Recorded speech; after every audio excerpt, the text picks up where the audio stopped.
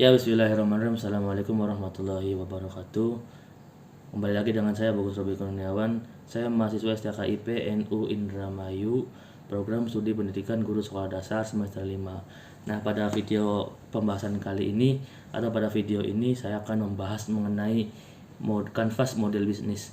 Nah, video ini saya buat itu untuk pemenuhan ujian tengah semester mata kuliah kewirausahaan, yang dimana mata kuliah ini diampu oleh Bapak Wawan Setiawardani MPD. Nah, bagaimana videonya dan bagaimana penjelasan mengenai kanvas dalam bisnis ini? Mari kita simak dan mari kita tonton bersama. Semoga membantu dan semoga bermanfaat. Amin. Selamat menonton. Oke, pada kanvas bisnis ini saya merancang ataupun membuat konsepan, yaitu produknya yaitu namanya Good Bestie.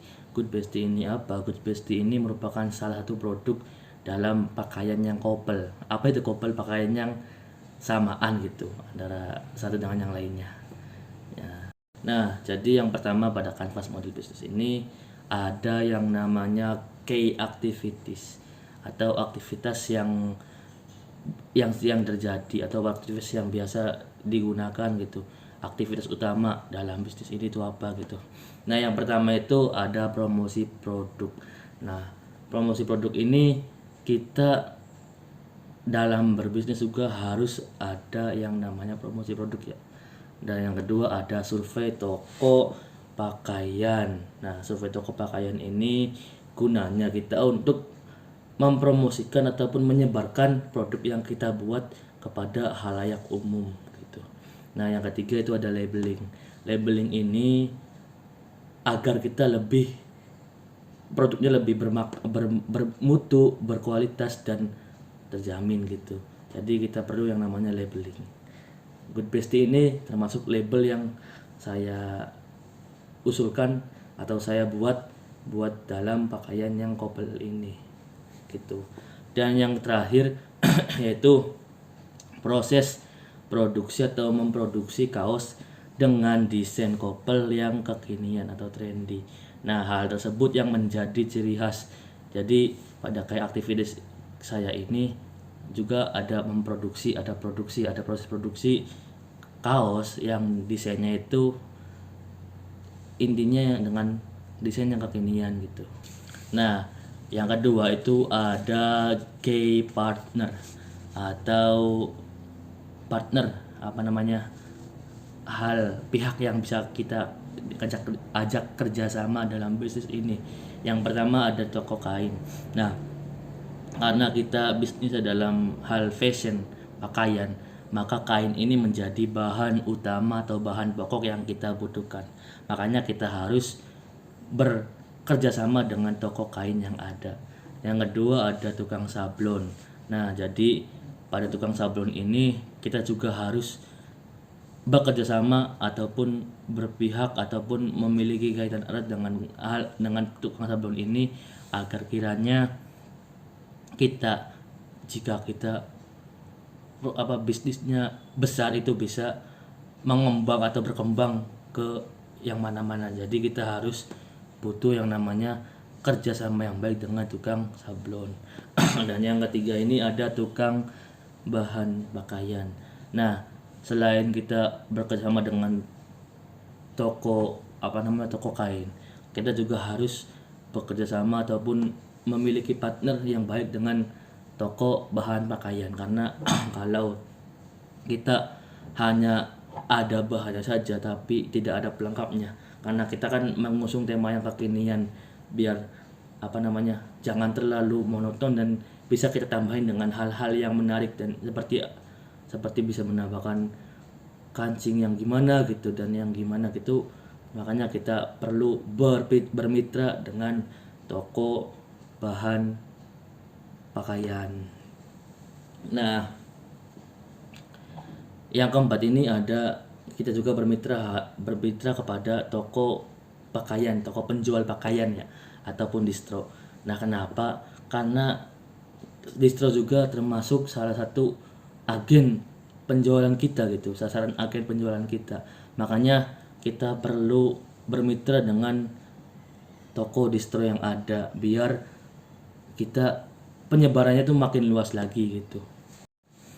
Nah, pada bisnis juga terdapat yang namanya cost atau biaya. Nah, biaya ini saya sengaja bagi dua karena sebagai langkah awal kita dalam berbisnis itu kita hanya cukup dua biaya saja. Yang pertama biaya bahan baku, yang kedua biaya produksi. Nah, di mana hal tersebut sangat inti dari produksi kita. Yang penting kalau ada bahan sama ada proses produksinya itu sudah terlengkapi, itu maka akan berjalan dengan lancar. Nah, yang kedua itu jikalau kita bisnisnya sudah malang-lang buana ataupun sudah penyebarannya sudah bagus, banyak customer yang pengen pengen produk kita bisa berluasan lagi. Dan makanya saya tambahkan yang namanya cost keinginan ataupun cost kedepannya gitu, yaitu biaya bangunan dan biaya karyawan. Selain itu kita juga harus ada biaya perawatan dari peralatan yang ada. Biar apa? Biar dalam proses produksi itu tidak terhambat.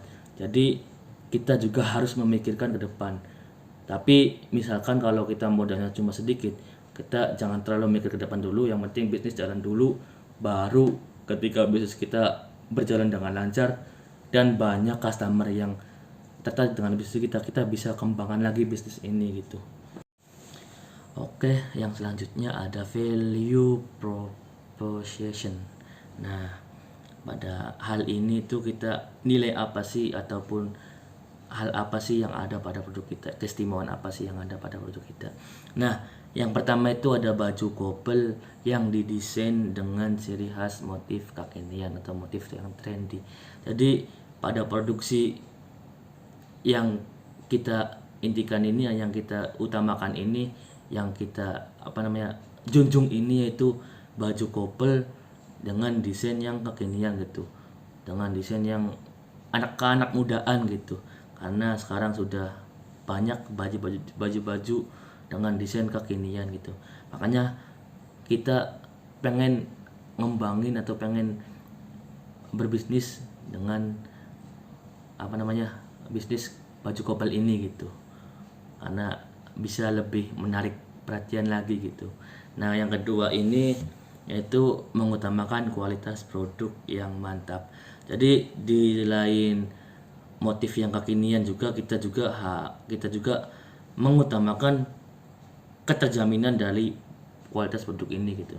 Jadi kita menggunakan bahan yang adem, bahan yang enak dipakai, dan sablon yang kualitasnya mantap dan sebagainya gitu. Makanya pada value proposition ini saya utamain dari desain yang kekinian dan bahan yang kualitasnya terjamin, dan produk yang kita keluarin ini memiliki kualitas yang mantap. Nah, selanjutnya ada key resource atau sumber utama. Nah, dari sumber ini saya bagi menjadi dua karena saya juga masih pemula. Jadi saya bagi dalam hal finansial dan human. Finansial ini kita cuma bermodal awalkan yaitu sekitar 5 juta. Nah, dalam hal ini, dalam produksi yang kita siapkan ini kita cuma bermodalkan 5 juta. Nah, dan human ini saya dan teman-teman ini, saya pada produksi kali ini saya ditemani oleh 2 teman saya, yaitu padahal teman yang memiliki keahlian dalam bidang desainer dan teman yang bisa memiliki dalam hal operasional. Nah, jadi posisi saya ini di dalam marketing gitu. Nah, jadi saya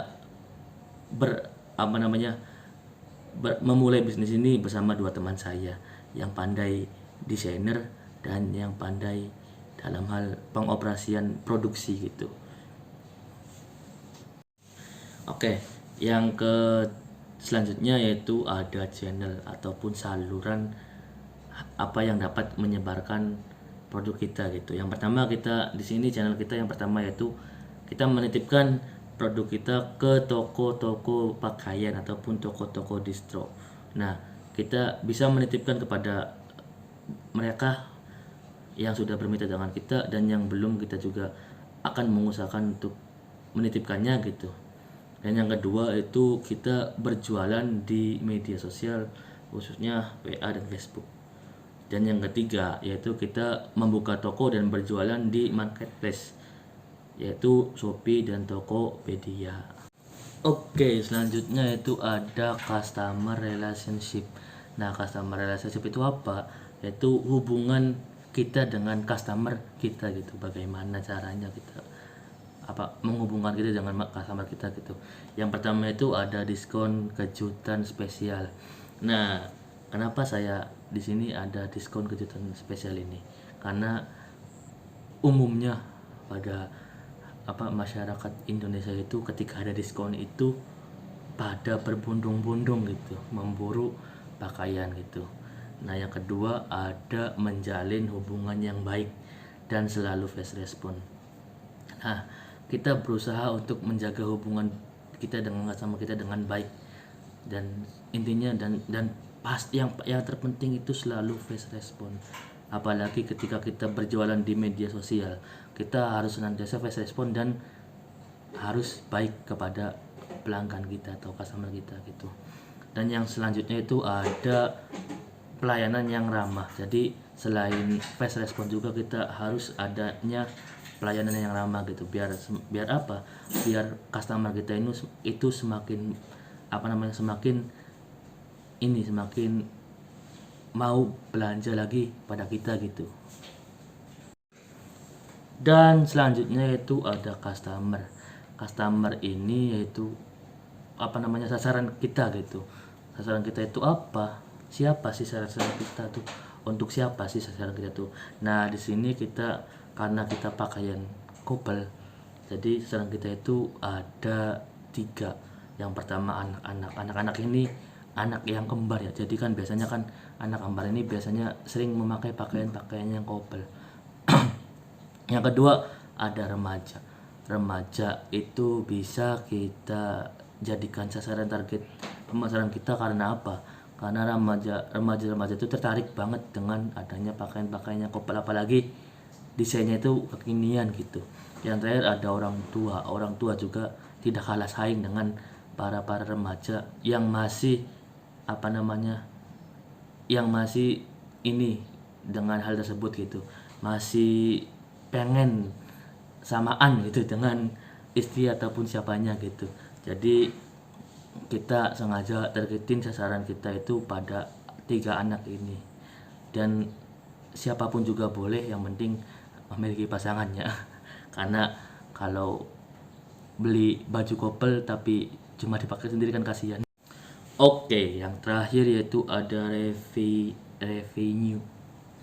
Nah, dari revenue ini saya ada 2. Yang pertama itu hasil penjualan produk. Nah, pertukaran itu kita gunakan dari hasil penjualan produk ya. Misalkan hasil penjualannya itu kita belikan lagi dengan bahan yang ada gitu. Dan yang kedua laba bersih. Laba bersih juga kita gunakan untuk penambahan produksi kita gitu. Oke, segitu saja penjelasan mengenai kanvas model bisnis dari saya. Terima kasih atas perhatiannya. Kurang dan kurangnya mohon maaf. Mohon maaf bila mana penjelasan dari saya ini ada salah kata ataupun ada salah pengertian dan sebagainya, karena saya juga masih belajar mengenai hal ini. Terima kasih dari saya. Assalamualaikum warahmatullahi wabarakatuh. Sampai jumpa di lain kesempatan.